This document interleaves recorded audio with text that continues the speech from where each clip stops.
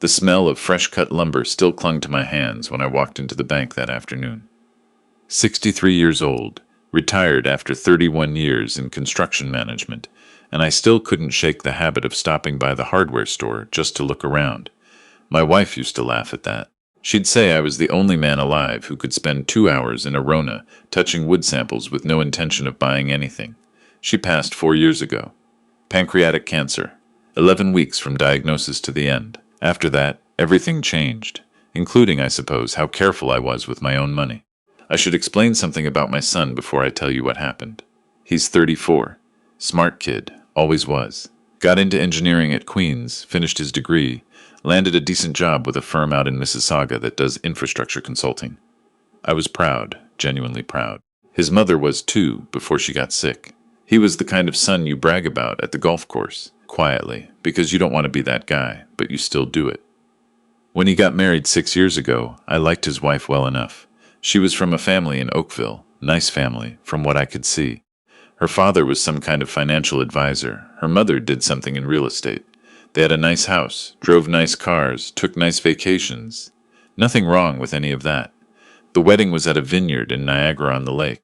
I paid for a good portion of it because my son asked me to, and because his mother had just started her second round of chemo, and we all wanted something to celebrate. I wrote a check for $22,000 and didn't think twice. Looking back, maybe I should have thought twice. The joint account was my idea. After my wife passed, my son came up to the house in Barrie a few weekends to help me sort through things. He was good about it. Patient. He sat with me going through her clothes, her books, her recipe cards that she'd kept in a wooden box since before we were married. He didn't rush me. One evening we were sitting on the back deck, and I told him I was thinking about setting up something. An account he could access, just in case. I was 61 at the time, not exactly ancient, but I'd watched my own father go downhill fast after my mother died, and I didn't want to leave my son scrambling if something happened to me. Just for emergencies, I said. Medical, home repairs. Something goes sideways and you can't reach me. He said he understood. He said he wouldn't touch it unless he had to. I put $40,000 in that account, enough to cover a serious emergency without wiping out my savings. I set it up at a different bank than my main accounts. A small credit union I'd used for years, and I gave him joint access. His name went on the account alongside mine. I didn't check the balance for 14 months. I know how that sounds. But I want to explain why, because I've read the comments on enough of these stories online to know what people think. That you're an idiot if you don't check your statements every month. Maybe they're right. But here's what was happening in my life. I was dealing with grief that I didn't even recognize as grief. I was functioning. I was going to the hardware store and playing golf and calling my son on Sunday evenings. I looked fine from the outside. On the inside, I was moving through everything like I was underwater. The mail piled up on the kitchen counter, and I'd sort through it once a month, pay what needed paying, and set the rest aside. The credit union sent paper statements because I'd never bothered setting up online banking for that account. Those statements went into a drawer I stopped opening. That's why I didn't check. The first sign was a phone call from my neighbor, a retired teacher named, well, let's just say she notices things. She'd been close with my wife. She called me one Saturday in November and said, almost apologetically, I saw your son here yesterday, and the day before. He was in the garage for a while. I just wanted to make sure everything was okay.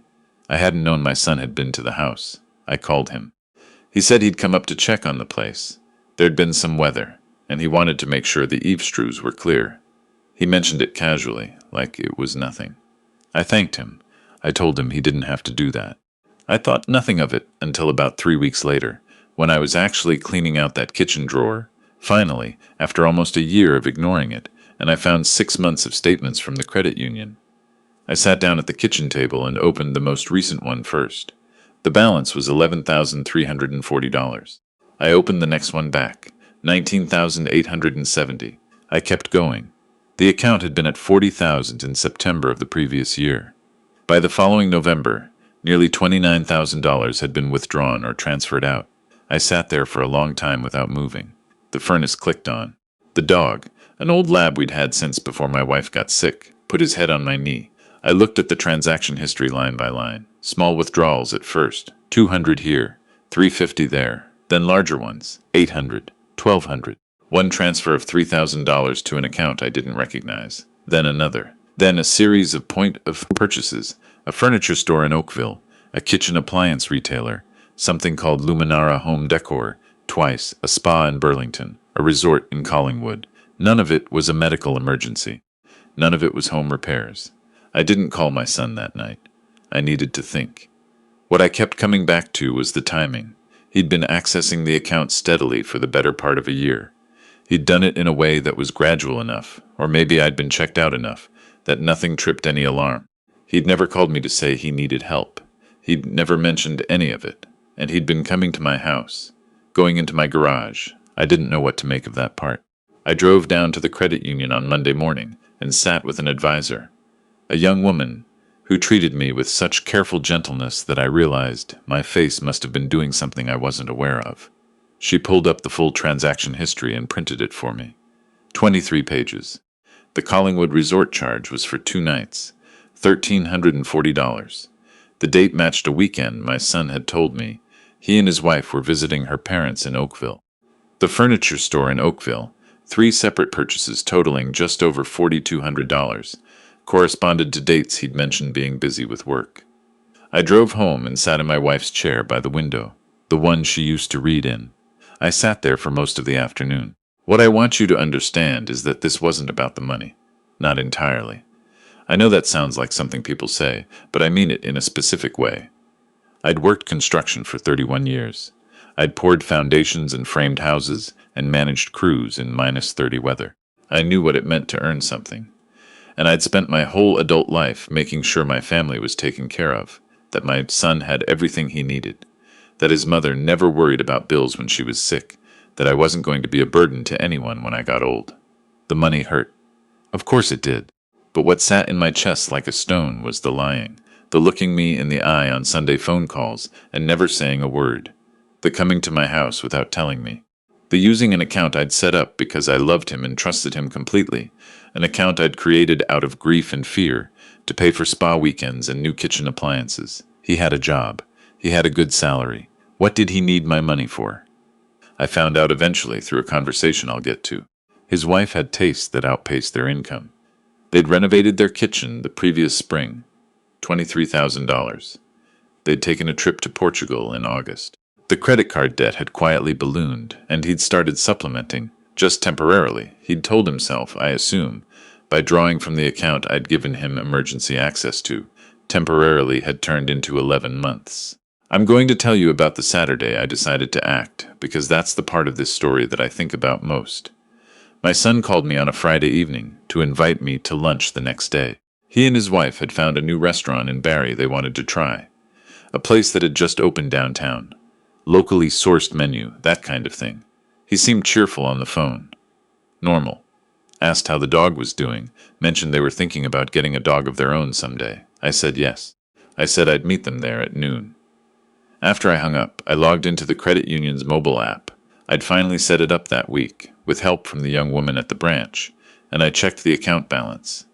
$11,340, same as the printed statement. Then I looked at the pending transactions. There was a charge from 2 days earlier, a home decor store in Mississauga, $380. He was still doing it. Even after, and here is what struck me cold, even after I'd been to the branch, even after I'd printed those 23 pages. He couldn't have known I'd done any of that, of course. But it told me something about the habit of it, how normal it had become for him, how little thought he was giving to the account that had my name on it. I sat at the kitchen table that Friday night with a notepad and worked out the total, just under $28,600 over 11 months. I did not sleep well. I was at the restaurant before they were. I got there 15 minutes early and sat at a table near the window where I could see the door. It was a clear November day, cold and bright, the kind of day that makes Barrie actually beautiful if you're not fighting traffic on Dunlop Street. I ordered a coffee and watched the street. They came in together. He was wearing a jacket I hadn't seen before. Good quality. You could tell from across the room. His wife was carrying a bag that I recognized, because my wife had once pointed out the same brand in a magazine and said the prices were offensive. They were laughing at something as they came through the door. I watched them for a moment before they saw me. They looked fine. They looked, frankly, like two people without a problem in the world. We ordered. We made the kind of conversation you make at lunch. Weather, the drive up, whether the restaurant was worth the drive, what was good on the menu. My son recommended the brisket. His wife ordered a glass of wine that I noticed was not the cheapest option on the list. I let it go on for a while, through the appetizers, through most of the main course. I asked about work. He talked about a project he was working on, something to do with a highway expansion east of the city. He sounded knowledgeable, confident, like a man who had his life in order. Then he excused himself to use the washroom, and I was alone with his wife for a few minutes. She asked how I'd been managing. She said it with what seemed like genuine warmth, referencing how hard the past few years must have been since losing my wife. I thanked her. I said I was doing all right, and then, because I couldn't help it, I said, "That bag you're carrying, my wife always admired that brand." She smiled, touched the bag, said something about it being a birthday gift. Her birthday had been in August, the month of the Portugal trip. I looked out the window. When my son came back to the table, I watched him pick up the menu again to look at dessert options, and something settled in me. A kind of quiet that wasn't peace exactly, but was close to a decision. I excused myself and said I needed to step out to take a call. I went out to the front entrance, away from the dining room, and I opened the credit union app on my phone. I navigated to account settings. I'd already looked up the night before what I needed to do. I removed my son's name from the joint account.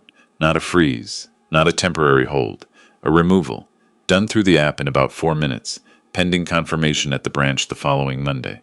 Then I went back to the table. The bill came 40 minutes later.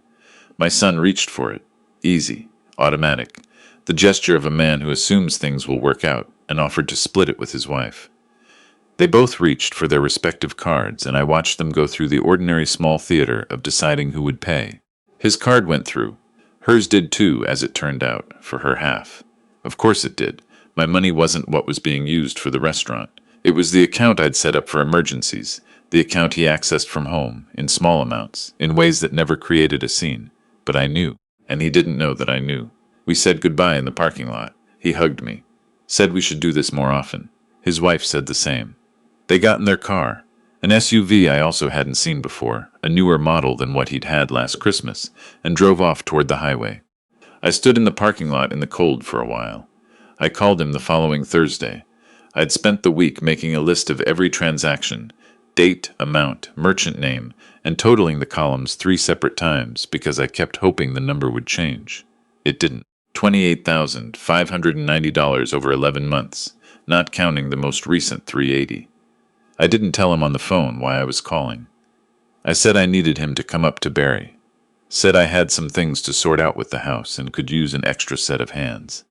He arrived Saturday morning. I made coffee. We sat at the kitchen table, the same table where I'd sat with all those statements spread out in front of me, and I put the 23 pages of printed transactions between us. I didn't say anything at first. I just watched him look at them. The change in his face happened in stages. Confusion at first. He genuinely didn't know what he was looking at, I think, because he wasn't expecting it. Then recognition. Then something that was hard to read. Not quite shame, not quite defiance. Something in between. He started to say something. I held up my hand. "Let me finish my coffee first," I said. I drank the rest of it slowly. He sat very still. $28,590, I said. "That's what I count. Tell me if I've got it wrong." He didn't tell me I had it wrong. What followed was a long conversation that I don't want to fully recount here, because some parts of it belong to us and to nobody else. He cried. At one point his voice got tight and high in a way I hadn't heard since he was maybe 12 years old, when our old dog got hit by a car at the end of the driveway. He talked about the debt, the kitchen renovation, the feeling of things getting away from him. He said he'd told himself it was a loan, that he was going to pay it back. I asked him at what point he'd been planning to tell me. He didn't have an answer for that. I asked him if his wife knew what he'd been doing. A pause. A small one, but I caught it. He said she hadn't asked where the money came from. I sat with that for a moment. "That's not quite the same as not knowing," I said. He looked out the window. "Here's what I want to say about what happened after, because I've seen enough of these stories to know people want a clean ending. The villain confronted, the punishment handed down, the credits rolling on a tidy moral. It wasn't like that. It's not like that. My son is not a villain. He's a man who made a serious, sustained, dishonest choice, and who let it go on far longer than any one weak moment could explain. That's not nothing. I'm not minimizing it. What he did was a betrayal of something I'd built on trust, and that trust is not going to grow back the way it was. But he's also my son. He's the kid who sat with me going through his mother's recipe cards, who answered the phone at 2 in the morning when I called from the hospital in the weeks before she died, who cried at the kitchen table in a way that reminded me he was still, underneath everything, someone I'd raised. I hired a lawyer. That's the practical part. My son signed an agreement, documented, witnessed, acknowledging the amount and committing to a repayment schedule. It's not generous terms. He'll feel it for several years. His wife signed it too, which told me something I'd suspected about how much she'd known. The joint account is closed. I've set up my own online banking properly now, all of it, every account. I check it every 2 weeks like clockwork. The young woman at the credit union helped me set up alerts for any transaction over $200. I should have done all of this 4 years ago. He calls on Sundays still. I answer. We don't talk about the agreement, mostly. We talk about work, about the dog, about whatever's in the news. It's careful in a way it never used to be. There's a space between us now that wasn't there before, and I don't know yet if it closes or if it just becomes something we both get used to living around. His wife doesn't come to the phone when he calls. I don't ask about her. There's a box of my wife's recipe cards still sitting on the kitchen counter. I keep meaning to do something with them, scan them, organize them, put them in albums for my son to have someday. I haven't managed it yet. Some mornings I come downstairs and see the box sitting there, and I think about the weekend my son helped me sort through her things. How he'd held each card carefully, turned them over, read the little notes she'd made in the margins. I think about that, and I think about the transaction history. Both things are true at the same time. I've learned at 63 that that's more common than anyone tells you when you're young. The account is in my name alone now. 37 years I spent in this country building something. Not a fortune, nothing like that, but something solid. A house paid off. Savings I could actually count on. The knowledge that I'd done it honestly, with my hands, one season at a time. That's still true. That part of it nobody took. I'm going to be all right.